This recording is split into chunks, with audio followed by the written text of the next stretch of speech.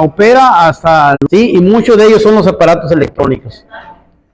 Muchos de ellos son los aparatos electrónicos, entonces son un medio, un instrumento para mí que no escribo muy bien, es muy útil usar una tablet o una computadora, ¿verdad? Porque se me complica un poquito, ¿verdad? Después no me entiendo como los doctores ahí.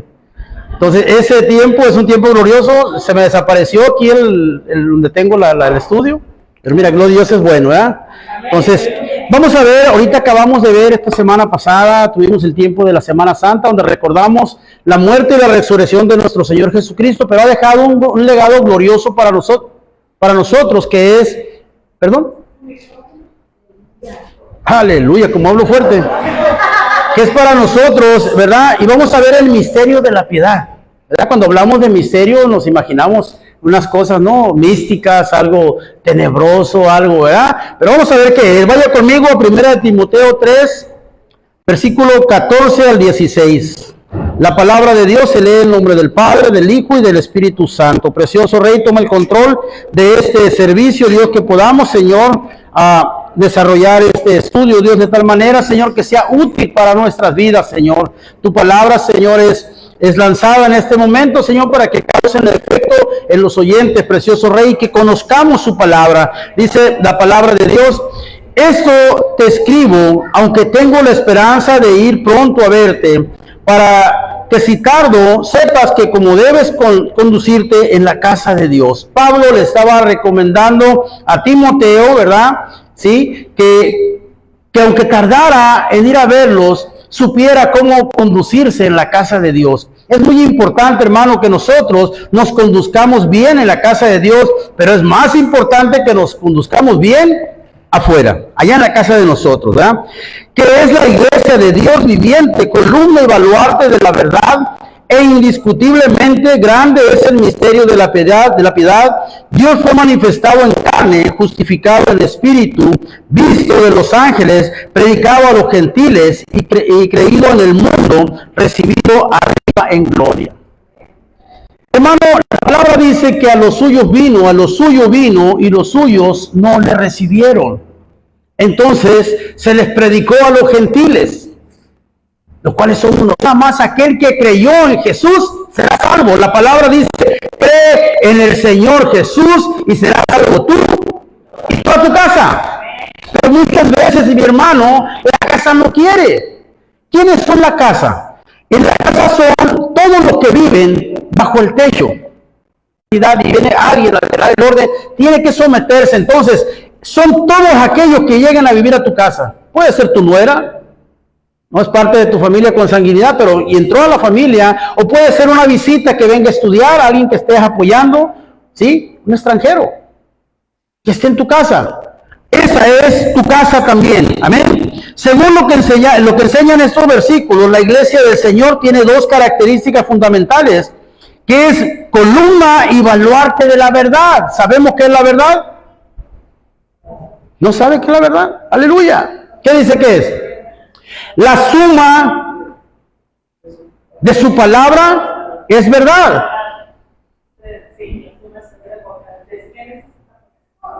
La suma de su palabra, el total, el resultado es su verdad. ¿Y quién es la verdad? Jesús es la verdad. Dijo: yo soy el camino, la verdad y la vida, y nadie va al Padre si no es por mí, dijo Jesús.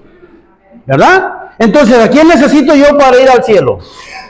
A Jesús. Muchos dicen: es que el pastor es quien te va a guiar. Acuérdense que el pastor tiene vara y tiene callado. En lo natural, ¿verdad? Se quieren salir del redil y les haces, ¿verdad? Y la vara no mata, pero corrige. Hermano, es mejor que te corrijan a tiempo. Como el padre corrige al hijo. El pastor es un padre espiritual, ¿sí? Que te está guiando, que te está cuidando, que te está llevando a los pastos verdes, a las aguas, ¿verdad? El Salmo 23 habla de eso. Entonces es columna y baluarte de la verdad. Es decir, la iglesia de Cristo en el mundo tiene el deber de sostener, proteger, defender y proclamar. Va de vuelta. Sostener, proteger, defender y proclamar. ¿Qué vamos a sostener? ¿A quién vamos a sostener? A los débiles, ¿verdad? Proteger a la congregación, defender a los hermanos, ¿verdad? Y proclamar el evangelio, proclamar su palabra, que se conozca en todas partes. Quizá ayer, la semana pasada, la semana antepasada, éramos una bola de locos que andábamos ahí gritando por las calles, como si cantara muy bonito, ¿verdad? Pero nuestra lucha no es contra carne y sangre, sino contra principados. En los aires se estaba viendo una situación tremenda. Algunos han estado manifestando en el cuerpo. Y algunos por causa de él no están aquí. Hermano, yo tengo que prepararme. Un soldado debe estar física y mentalmente preparado para la guerra. En lo natural, físicamente en forma, ¿verdad? Y espiritualmente en forma. ¿Cómo? Ayunando, orando, leyendo la Biblia, ¿sí? Practicando la piedad, la misericordia, que de tal manera que el enemigo no tenga por dónde atacarte. Nuestra lucha no la vamos a llevar a cabo en su totalidad nosotros, sino es el Señor que va delante de nosotros, ¿sí? Solo basta que el Señor haga un esfuerzo, un estruendo para confundirlos, como lo vimos en el Antiguo Testamento, ¿sí? De tal grado que se destruían entre ellos, se mataron entre ellos. Pero nosotros no tenemos que claudicar. A mí la palabra me decía, la palabra profética decía que era el mes de abril, ¿sí? Y que eran 3 ocasiones. Pero vamos a darle las veces que Dios ponga en nuestro corazón, ¿sí? Estamos ahorita por iniciar altares, vamos a seguir haciendo altares. Aquí en Loreto no hemos hecho altares, tenemos uno acá en la sierra, ahí subiendo por la cumbre, tenemos otro en Ligüí, tenemos otro, pero yo creo que hace falta renovar o hacer nuevos altares aquí. ¿Por qué? Porque la gente está haciendo altares a la muerte, altares a los ídolos, altares falsos, y nosotros ¿qué estamos haciendo? Ni en casa hacemos altar. Haga altar en su casa con su hijo, con su hija, con los que vivan en casa, como un altar. Dedique un tiempo a Dios, dediquen ese tiempo, únjanlo y oren a Dios en ese lugar.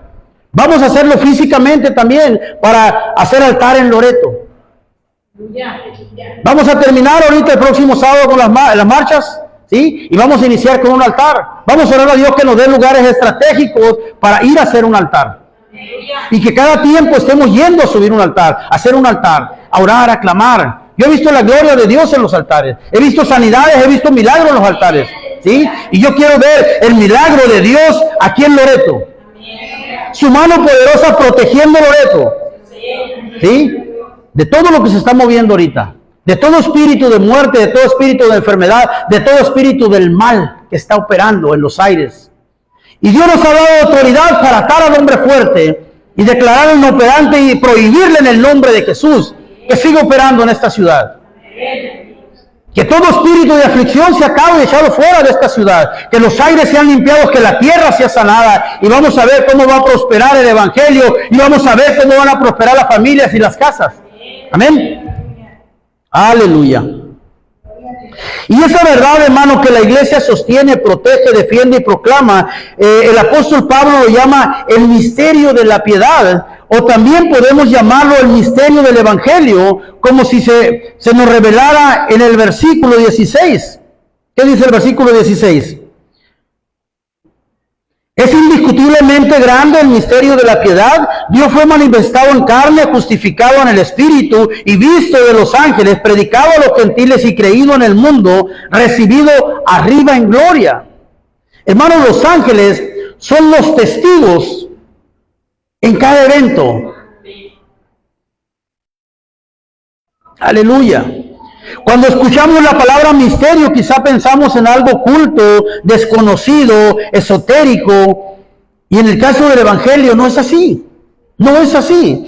En los tiempos del apóstol Pablo, la palabra misterio en el griego, la palabra era musterión, ¿sí? O es musterión. Y se usa para referirse a enseñanza que solo se revelan a quienes eran iniciados en las ciertas órdenes fisiológicas o religiosas. Entonces, aquí la palabra musterión nos dice que son enseñanzas. Los misterios del Señor se nos son abiertos a nosotros, se nos son dados a conocer los misterios, ¿verdad? La palabra es musterión, Pero Pablo le da un enfoque cristiano, ¿sí? El misterio de Dios hecho hombre, revelado al mundo para salvar a la humanidad. O sea, fue revelado a través de su muerte y su resurrección que podemos ser salvos por Jesús.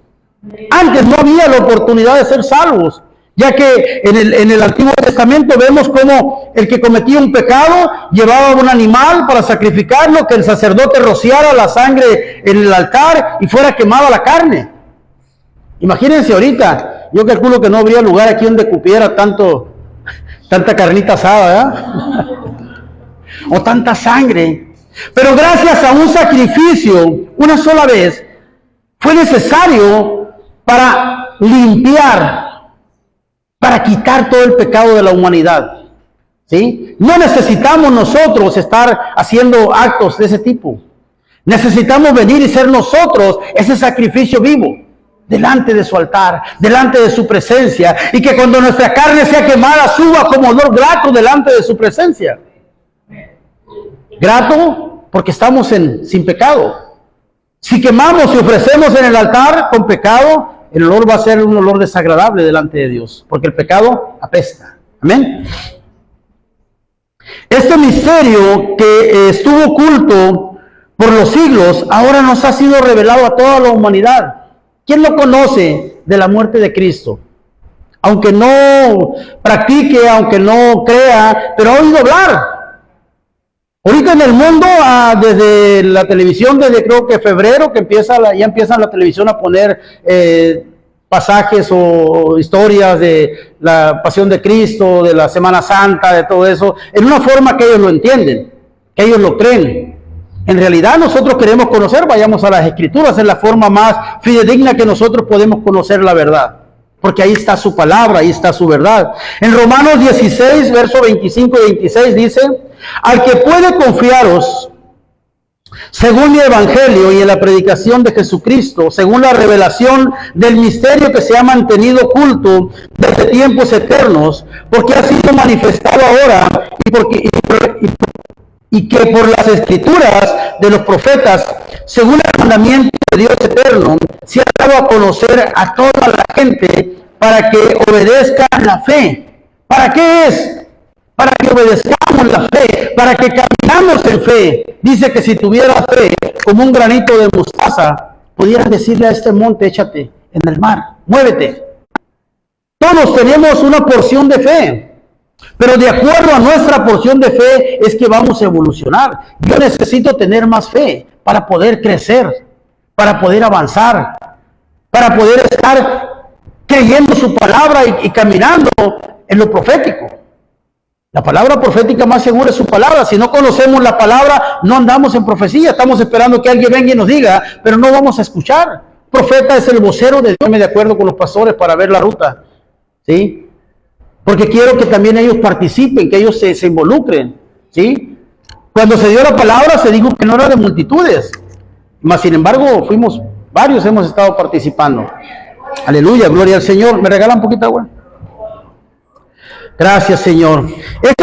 Porque si yo estoy aquí y hoy tengo la Biblia y estoy leyendo la Biblia, pero si no como el rollo, si no lo practico, no hay salvación. No hay salvación. Solamente es viviéndola, solamente es haciendo su palabra, su voluntad.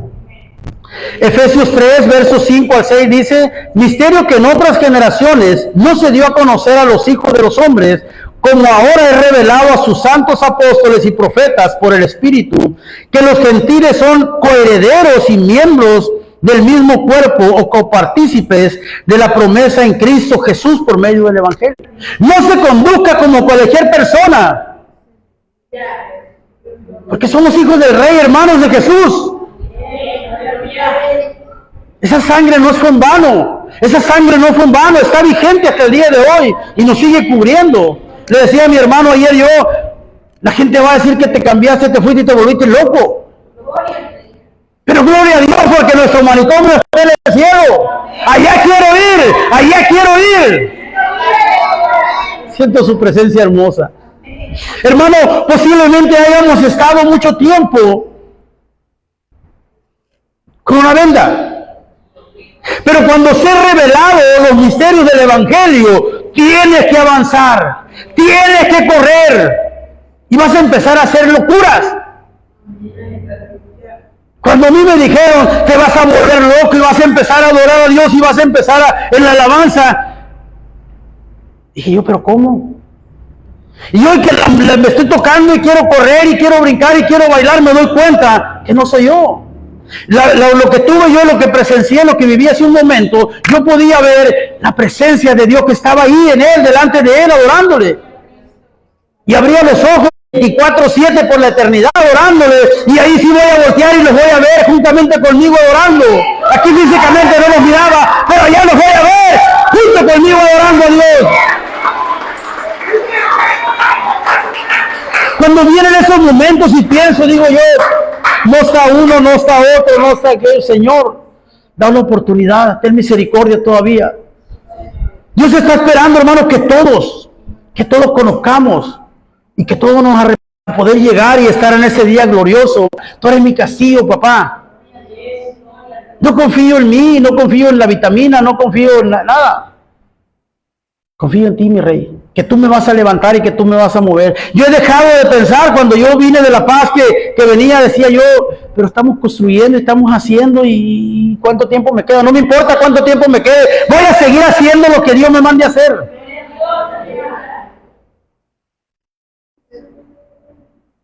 Aleluya, gloria al Señor. Veamos en qué consiste el misterio, hermanos, según 1 Timoteo 3:16, dice, e indiscutiblemente grande es el misterio de la piedad. Dios fue manifestado en carne, justificado en el Espíritu, visto de los ángeles, predicado a los gentiles, creído en el mundo, recibido arriba en gloria. Dios fue manifestado en carne, hermanos. San Juan 1:14 dice, y aquel verbo fue hecho carne y habitó entre nosotros, y vimos su gloria, gloria como del unigénito del Padre, lleno de la gracia y de verdad. De gracia y de verdad. ¿Sí? No soy yo, esa es la gloria para Él. No sabemos en qué momento. Usted despreocúpese qué enfermedad es, no lo va a hacer usted. Póngalo en las manos de Dios, así de fácil. Se llame como se llame la enfermedad.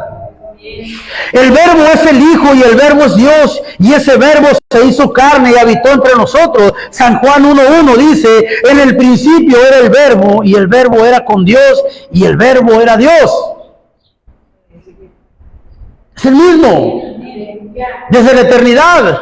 Cuando se formó la tierra, cuando Dios hizo la tierra, ahí estaba Él. Su Espíritu Santo se movía sobre la faz de las aguas. Recordemos que Dios creó la tierra, pero también la destruyó. La primera creación de Dios es la angélica querubínica. Y como cayeron, ¿sí? Cayó y con su cola arrastró la tercera parte de sus ángeles. Esos ángeles caídos, hermanos, están todavía aquí en la tierra. Y se mueven y se llaman espíritus inmundos. Esos mismos espíritus fue a los que les habló Jesús. Aleluya. Para rescatar a la humanidad era necesario un sacrificio perfecto. ¿Tiene defecto Jesús? No. ¿Tenemos defecto nosotros? Sí. Solamente Él podía ofrecerse como sacrificio perfecto, y ese sacrificio solo podía ser ofrecido por Dios hombre, por Jesús. Pues se necesitaba un hombre que pudiera representar delante del Padre Celestial a toda la humanidad, pero con su sangre sin pecado y un cuerpo sin contaminación. Cuando me pregunto, ¿por qué si era Dios no se salvó? Porque Él no dijo, yo soy el Hijo de Dios, apártense, no me toquen. A Él no le importó sufrir en su carne, ¿sí? Para darnos vida, porque era el sacrificio vivo, era el cordero que era presentado en ese día como ofrenda a Dios para salvación nuestra. Romanos 5, versos 18 y 19 dice, así que como la transgresión de uno vino la condenación a todos los hombres, de la misma manera por la justicia de uno vino a todos los hombres la justificación de vida, porque así como la desobediencia de un hombre, los muchos fueron constituidos pecadores, así también por la obediencia de uno, muchos serán constituidos justos. El pecado entró por un hombre, hermano, por Adán. pero salió por Jesucristo. Cuando tú recibes a Jesucristo, eres perdonado, el pecado se va. Los pecados que cometas o que cometamos después son ya presentados delante del Padre. Porque tenemos un mediador entre Dios y los hombres, que es Jesucristo hombre. Él es el que puede quitar los pecados de nosotros cuando nosotros venimos delante de Él a su presencia. Y si son en el altar, son consumidos por el Espíritu Santo. No podemos nosotros, hermanos, estar ocultando pecado y querer venir a presentarnos delante de Dios. Porque podemos ser consumidos. Porque Dios es amor, pero también es fuego consumidor. Porque Dios tiene misericordia, pero también puede enfadarse como se enfadó de la primera creación y destruir la tierra. Y volvió a crear la tierra y otra vez volvió a fallar el hombre y la volvió a destruir. Y la última vez no será igual, va a ser con fuego. Los elementos serán destruidos. Para después formar una tierra nueva y cielo tierra donde seremos plantados aquellos que hemos permanecido fieles delante de Dios.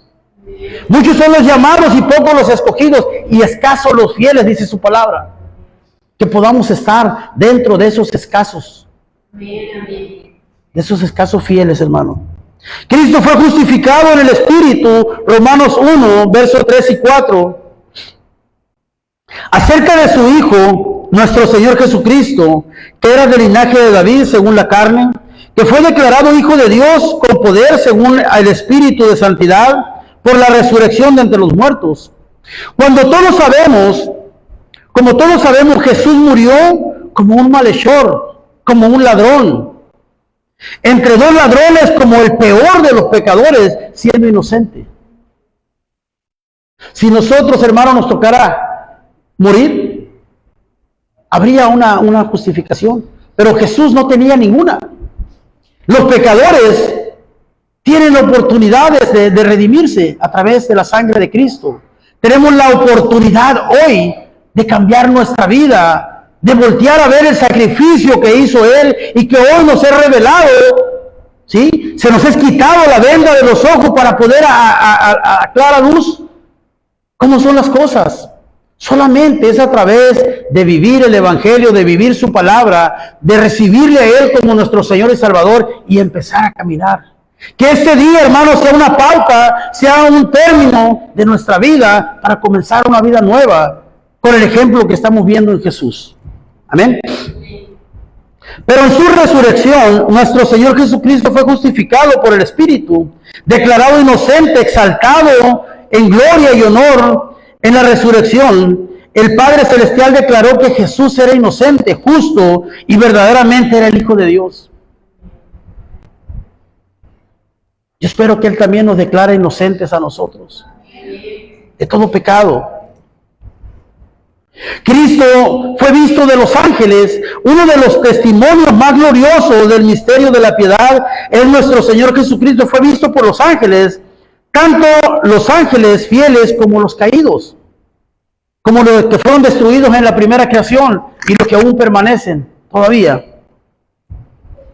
Los ángeles fueron los primeros testigos de la resurrección. Recuérdense que cuando Jesús resucitó, los ángeles fueron primero a dar testimonio de ese milagro. María Magdalena llegó al sepulcro y vio los ángeles vestidos de blanco, sentados donde había estado el cuerpo del Señor. Ahí estaban los ángeles como testigos.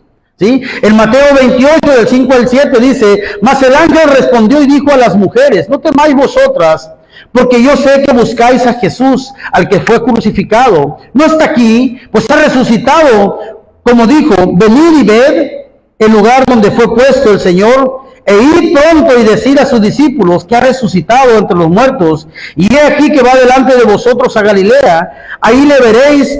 He aquí, os lo he dicho. Los ángeles, hermanos, comunicaron que Cristo había resucitado. Fueron los testigos que estaban ahí sentados, ¿sí? Donde estaba el cuerpo. María Magdalena iba buscando el cuerpo de Jesús, pero encontró dos ángeles que le anunciaron, que le dijeron que había resucitado. Amén. no estaba entre los muertos, los ángeles solo vieron la tumba vacía, fueron enviados a proclamar el misterio de la redención. Estaba cumplido. Anunciaron a María, porque quizá María hubiera llegado y no hubiera comprendido. Mas, sin embargo, los ángeles le dijeron, ha resucitado. Aleluya, gloria al Señor. Los ángeles caídos también lo vieron, hermano, y escucharon. Después de su muerte en la cruz, el Señor descendió al lugar de los muertos. Ahí predicó a los espíritus encarcelados. Ahí fue, bajó a las profundidades del Hades, ¿sí? Y le quitó las llaves al diablo. Ahí les dijo, ahí les proclamó que había vencido, que había resucitado y que estaba vivo. Y amasó Cananda Nama. Es decir, a los ángeles caídos, 1 de Pedro 3, 18 y 19 dice, porque también Cristo padeció una sola vez por los pecados, el justo por los injustos, para llevarnos a Dios, siendo a la verdad muerto en la carne, pero vivificado en el Espíritu, el cual también fue y predicó a los espíritus encarcelados. Ahí supieron los demonios, ángeles caídos, que Cristo había vencido en la cruz, que cuando el diablo se estaba riendo porque lo habían matado, Él había proclamado la victoria allá en las profundidades delante de ellos. Amén. Esa fue una proclamación de salvación. No fue una proclamación de salvación, sino una proclamación de victoria y juicio. Una declaración clara de que el plan redentor se había cumplido y que Satanás y sus huestes estaban vencidos, como lo están hasta el día de hoy, bajo el estrado de los pies de Jesús. Cristo predicó a los gentiles y creído en el mundo. Romanos 3, 28 al 30. Dice, concluimos pues que el hombre es justificado por fe sin las obras de la ley. ¿Es Dios solamente Dios de judíos? ¿Es Dios solamente de judíos? ¿No es también Dios de los gentiles? Ciertamente de los gentiles, ciertamente también de los gentiles, porque Dios es uno, y Él justificará por la fe a los de la circuncisión por medio de la fe a los de la incircuncisión. En aquel tiempo el que no era circuncidado no tenía la oportunidad de la salvación. Mas ahora nosotros, los de la incircuncisión, podemos accesar también a ese beneficio. Amén.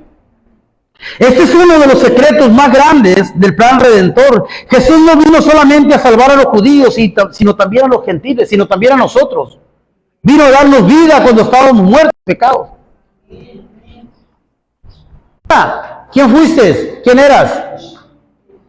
Lo importante es, número uno, recibir a Jesús y empezar a caminar. Dale vuelta a la hoja. Ya lo que viviste ayer, ya pasó. Ahora eres nueva criatura, porque lo declaran las Escrituras. Segunda de Corintios 5:17 dice, de modo que si alguno está en Cristo, criatura es, las cosas viejas pasaron. No viva. Y no hablo de religión, hablo de identidad. Cristo fue recibido después que les habló, fue recibido arriba en el cielo y se sentó a la diestra de Dios. Otra vez los ángeles vuelven a ser testigos. Cuando el Señor ascendió al cielo, estaban los discípulos y dice que viendo hacia arriba cómo iba subiendo, se aparecieron unos hombres con vestiduras blancas y le dijeron, ¿qué miras? Así como ustedes lo ven venir, así lo verán volver. Un evento glorioso. Ahorita la tecnología puede proyectar a través de algo que se llama Blink, imágenes en una nube, imágenes en cualquier cosa en el cielo. Están viendo caballos, están viendo la imagen como si fuera de Jesús. Yo creo que ese evento glorioso, primero tienen que escucharse las trompetas. Primero tienen que escucharse las trompetas en el cielo, el chofar, ¿sí? Y vendrá en las nubes. No va a venir a la tierra, vendrá en las nubes, ¿sí? Pero para ese momento yo espero ya no estar aquí, irme con él. Inmediatamente que suene la trompeta, dice, porque los muertos en Cristo resucitarán primero, y después los que hayan quedado. Pero son milésimas de segundo, dice, en un abrir y cerrar de ojos. ¿Cuánto tarda en abrir y cerrar los ojos? Ya se fue. Así es. No es algo que vamos a salir gritando, ahí está, véanme. No, abrir y cerrar de ojos. Si usted se anda buscando, es que se quedó. Aleluya, precioso Rey. Este día proclamamos una maravillosa verdad. Cristo no está muerto, Cristo no está en una tumba, Él vive y está sentado a la diestra de la gloria de Dios. Vino con humildad, nació en un pesebre, entró a Jerusalén montado en un pollino de asna, pero un día regresará con poder y gran gloria. Yo espero ese día glorioso. Maranata, Cristo viene pronto. Apocalipsis del 19, del 11 al 16.